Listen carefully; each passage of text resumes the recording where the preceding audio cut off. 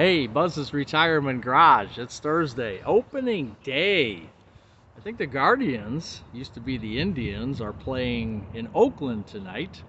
Hopefully they get the game in. It's not rained out or something silly. So anyway, today's topic and was brought up by someone who had commented to me the other day about losing her husband during 2020 during COVID, and she struggled for a year trying to figure out where everything was at, where all the paperwork was, where all the bank accounts were.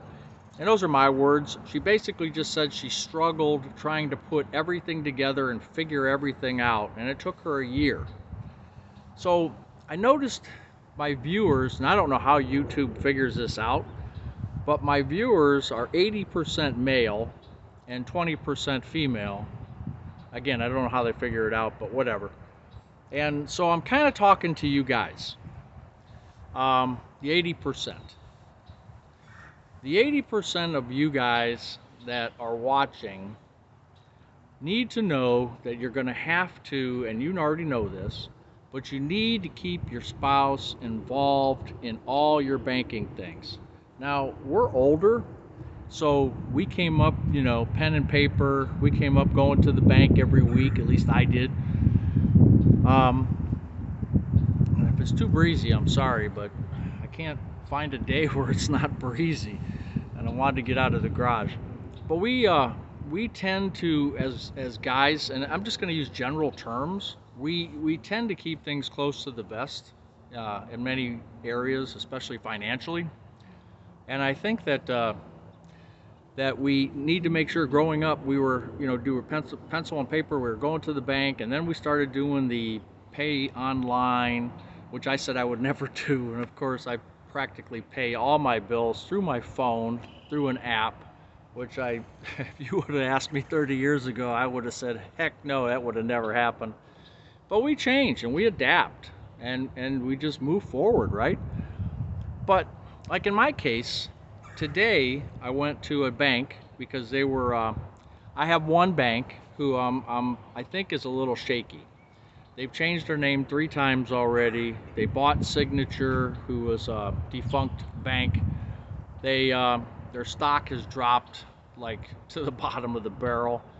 I just don't have security in them. And yes, it's FDIC insured. I don't have a problem with that. But why go through all the monkey motion? Why not just switch banks? And I got this thing in the mail, $450 they were going to credit me. $450 by making direct deposits of $3,000. Okay, that's easy to do. My Social Security checks, as you guys know, come out to 3777 right into the bank. So I decided to go ahead and do that. Well, of course, when I do that, I've got everything on my mobile phone now. She's fixed up my paperwork, and but everything was done on the app for this bank. And so as soon as I got home, I took my password book. I have a book where I write down all of the websites, all of the passwords, all of the, what's your mother's maiden name stuff, or the secret sign-ons and all that good stuff. And the first thing I did when I walked in the door was wrote it in that book, told my wife, hey, look, any questions? Nope, she knows the routine. But now she knows that this is another bank that we're dealing with, and I keep her a list, because she doesn't follow it as much as I do. I keep her a list of all the different things that, my E-Trade account, my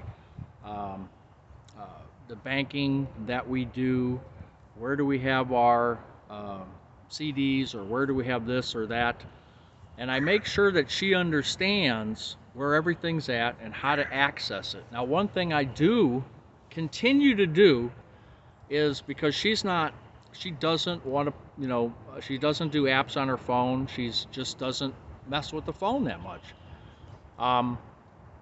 What we still do is we get paper bills.